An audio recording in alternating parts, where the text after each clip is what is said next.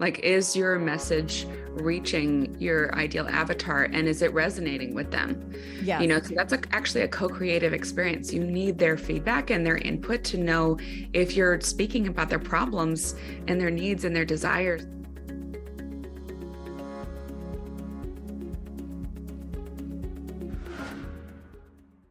Natalie, Jill, and Sinclair here. Welcome back to High Impact Selling. Today, we want to talk about social strategy and social selling because so many people get this wrong here and they make social media all about a popularity contest. How many followers am I getting? How many likes? How many comments? And if you are a true salesperson at heart, meaning you got the skill down, you know that doesn't matter. What matters is the numbers. It matters the transactions. It matters, are you moving people into action? Are people coming into your world through what you're putting out there?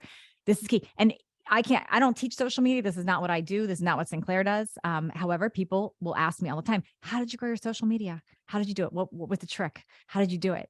And what I want you to know is the number, the comments, the likes do not matter. What matters is how you are actually reaching people and that you're getting them into action. So we want to talk about that today. So Sinclair, I want to sort of flip this because you are one of those people that asked me that initially, right? And you knew right away, as soon as we started talking, you know what? Good point. I want the money. I want the sales. I want people in my DMs. I don't care about a number. So I'd love to, like, you asked me some questions based on where your mind was thinking on that a long time ago.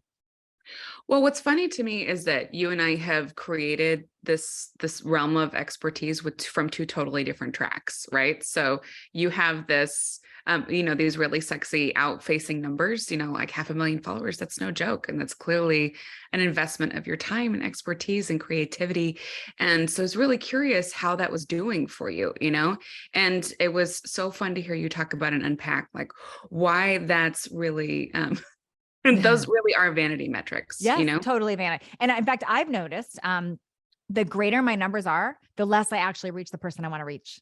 So I want people to really hear this, because if you have 1,000 loyal followers, like really loyal, wanting to hear your content, those are much more likely to turn into buyers and to be people that you keep in your world than if you have these massive numbers where it starts getting diluted. The bigger your number, the more you start attracting weird accounts and things that aren't actually your avatar. And it starts diluting who you're trying to reach. And the way the algorithms do work, which is real, is it's not going to reach everybody following you. So say you reach about 3% of your following, which that's a hard number to digest, but that's pretty much what can happen. You want to make sure you're reaching your right people. So actually, growth is not the thing to strive for. Engagement and getting people into action is what to strive for. I love that we're myth busting here. So I think what's important to point out is that we're really talking about brand resonance here. Like, is your message reaching your ideal avatar and is it resonating with them? Yeah. So that's actually a co-creative experience. You need their feedback and their input to know if you're speaking about their problems and their needs and their desires and their big vision for themselves in the context of what you offer in a way that they can hear it. Right. So true. And this is why I'm so lit up about our Sinclair and our 12-week program that many of you have inquired about. This is a big part of what we focus on in there because this is so critical. So when you are looking at social, and there's so many steps, we can't cover it all on a quick podcast, but what I want to share is that there's a few things you want to look at. Is it obvious when people go to your social, the problem that you solve? Is it obvious? And most of you are going to say no. So that's really important. Is it obvious? Is it obvious that you are relatable? That you are relatable to the solution that you're selling? Do they see you?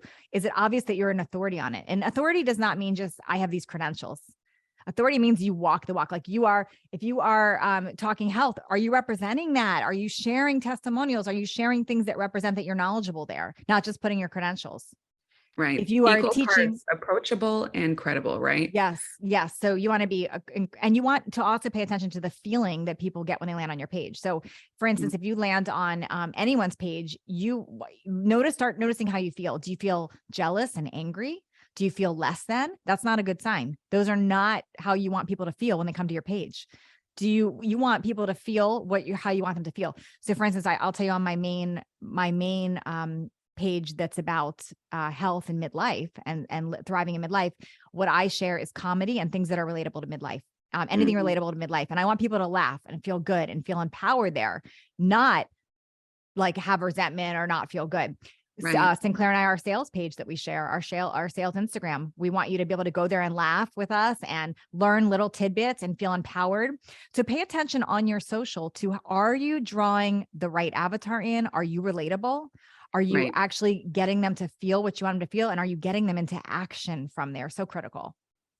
It's so true. And like for me, anytime that I put something out into the world, social media is not a core strategy for us, but we have like a bare minimum presence. So people go check it out, they know it's there, and then they come to us in our DMs. But whether I'm on a podcast or whether I'm launching something or whether I'm sharing, on somebody's stage, my goal is to create intimacy immediately with my avatar. And we do it through humor in this brand, right? You can also do it like, because I'm working with people who are chronically ill, like, hey, let's get really real about that right now and the stakes that are involved. And so if you happen into an experience with me, any little piece of content from me anywhere in the world, it's like, oh, I just stepped into a really private conversation. And that's how it should feel.